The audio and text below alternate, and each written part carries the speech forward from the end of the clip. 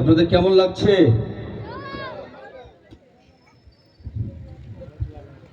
সিলমন foundation তাদের আয়োজনে আমাদের সন্তান তারা, তাই না? তাদের আয়োজনে ভাষা শহীদ এবং বৈষম্য বিরোধী যারা আত্মত্যাগ করেছে তাদের স্মরণে কিন্তু আজকের এই আয়োজন। কিছুদিন আগে ইত্যাদি হলো, তাই না? রানী সকলে ইত্যাদি হয়েছিল। ওই ইত্যাদিতে কত রকম যে মারামারি আর ঠেলাঠেলি হয়েছিল, যারা ওখানে গিয়েছিলেন তারা কিন্তু দেখেছিলেন। এক পর্যায়ে যখন ঠেলাঠেলি থামানো যাচ্ছিল না, তখন আমাকে ওসি সাহেব বললো যে একটু মঞ্চে যান, কিছু এটা বলেন।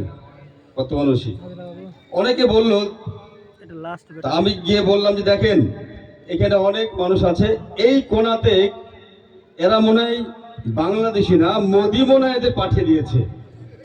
মোদি মনে হয় পাঠিয়ে দিয়েছে যে যা তোরা ওই বাংলাদেশটা এখন শান্ত আছে, তোরা গিয়ে একটু ইত্যাদি দেওয়া শান্ত করে আয়। এই কথা যখন বলেছিলাম তখন অনেকে লজ্জা পেয়ে কিন্তু একটু তারা স্থির হয়েছিল।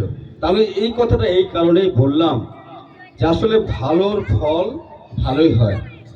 এই মঞ্চ আমাদের যা শেখাচ্ছে, আর দুনিয়াও মাজরাতুল আখেরা, এই দুনিয়াটা আখেরাতের খ্যাতি শুরু। এইখানেই আমরা এই রাহবার এবং স্বপ্নিল শিল্পগোষ্ঠী এবং আমাদের সিলমন ফাউন্ডেশন শিক্ষা দিচ্ছে। আল্লাহ তাদের কবুল করুক, সকাল বলে আমিন। এবং একটা জিনিস লক্ষ্য আমরা করছি বর্তমান সময়, যে আগে মুরব্বীরা যুবকদের শাসন করত ভালো পথে চলার জন্য, এখন লক্ষ্য করা যাচ্ছে যে যুবকরাই আমাদের মুরব্বীদের শাসন করছে তোমরা ভালো পথে চলো। এরকমটা হচ্ছে কিনা? যুবকদের কবুল করো।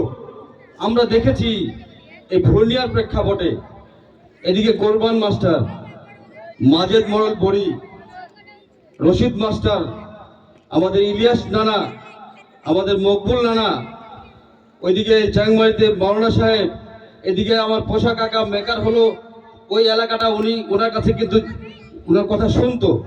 তখনকার মুরব্বীরা বলতো যে কথাটা যুবকদের বলতো সে কথাটাই কিন্তু মানতো এবং শান্তভাবে সমাজ চলতো।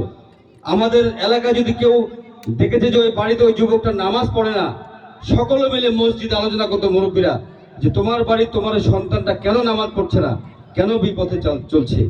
এখন কিন্তু আমরা এগুলা করি না, আর করি না বলেই কিন্তু আমরা এতদিন অশান্তিতে ছিলাম। এখন আবার মনে হয় সেরকমটাই যে মুরব্বীরা চলে গেছেন আমাদের ছেড়ে, যে সকল মুরব্বীর কথা বললাম সেই বিষয়গুলো মানে আমাদের মধ্যে আবার আসছে। আবার একটা ভালো সময় আসছে, যে সকল ওই সকল মুরব্বী যে ওইগুলো শিখিয়ে দিয়ে গেছে আমাদের, আল্লাহ তাআলা তাদের কবুল করুক এবং তাদের কবরখানা জান্নাতময় করুক। সকলে বলে আমিন।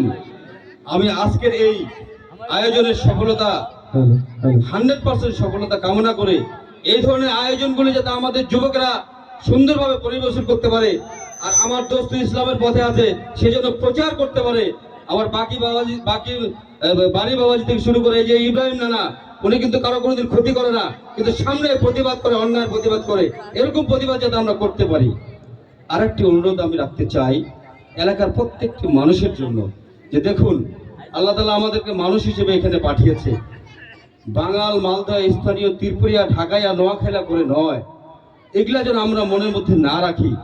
আমরা সকল ভেদাভেদ ছেড়ে শান্তিতে যাতে বসবাস করতে পারি, অন্যায়ের প্রতিবাদ যাতে করতে পারি, ভালোটাকে যাতে নিতে পারি, গরিব হোক ধনী হোক যে ভালো কথা বলবে সে কথা যেন নিতে পারি, এই কাজগুলো যেন আমরা করতে পারি। আমাদের মধ্যে ইতিমধ্যে একটু দ্বন্দ্ব হয়েছে, সকলে যাতে আমরা এই দ্বন্দ্বটাকে মিটিয়ে আবার ভাই ভাই হিসেবে চলতে পারি, এই আশা প্রত্যাশা রেখে সকল সুস্থ কামনা করে আমি আমার কথা শেষ করলাম। আসসালামু আলাইকুম ওয়া রাহমাতুল্লাহ।